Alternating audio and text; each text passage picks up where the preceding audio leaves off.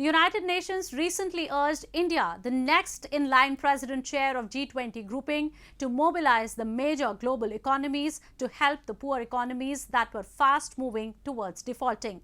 The observers anticipate that India, whose economy has remained resilient despite several headwinds, is in a position to help guide and lead countries around the world, especially at the economic front, where most of them faltered and plunged into recession following deadly pandemic waves.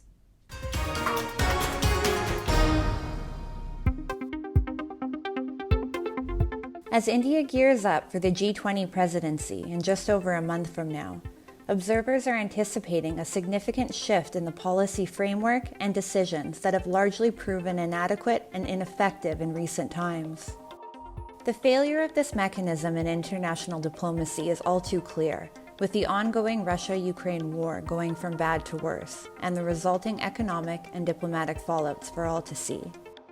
A number of countries around the world are struggling with skyrocketing debt, with no immediate resolutions in sight. With export indices falling and foreign reserves depleting, several countries are on the verge of defaulting on their loans and face dire shortages of essential fuel supplies. In South Asia alone, as many as 3 countries, Sri Lanka, Bangladesh, and Pakistan, have been appealing to the global financing body, the IMF, for urgent assistance. India, however, has proven its economic resilience through the grim pandemic wave and the downturn that followed. India is now being viewed as a model to be emulated by all. United Nations Chief Antonio Guterres recently urged New Delhi to mobilize G20 nations to assist those developing countries who are saddled with debt. And I count on India's support in mobilizing G20 countries around debt relief. Many developing countries are at or near debt distress and require multilateral action, including the expansion and the extension of the G20 debt service suspension initiative.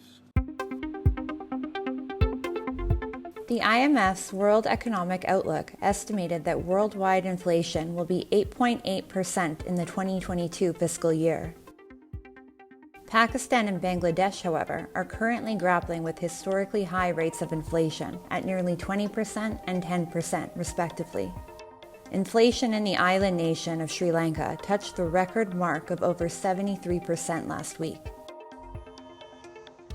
While its neighbors struggle, India's timely macroeconomic interventions and structural reforms have not only assisted in containing inflation by improving productivity, but have also propelled the country to the 5th largest economy in the world. Indian monetary policy has stayed on course to restore price stability and has by and large alleviated cost of living pressures. India has been among the best performers when it has come to containing inflation. Despite dealing with inflation, India was also able to keep their welfare programs on track.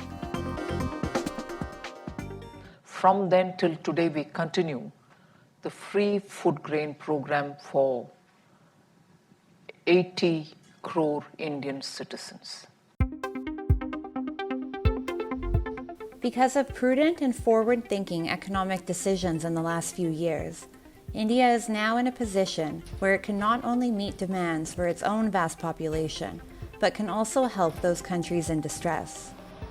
India's economic model was recently praised by the Secretary General of the United Nations, Antonio Guterres. My feeling is that instead of subsidizing things, it is necessary to subsidize people. And India has today one of the most expanded programs of social welfare in the world, providing hundreds of millions of families with financial support. Looking back on recent global events, we see that India has established itself as one of the key players in world geopolitics. India has garnered praise world over, from the IMF and the United Nations to wealthy and underdeveloped countries alike. India's holistic approach for development has not only benefited its citizens, but has also benefited the interests of the larger global community. Observers speculate that India will continue to be a critical player in global geopolitics. The Brand India model of economics, diplomacy and dialogue, and climate change will be an example for countries world over.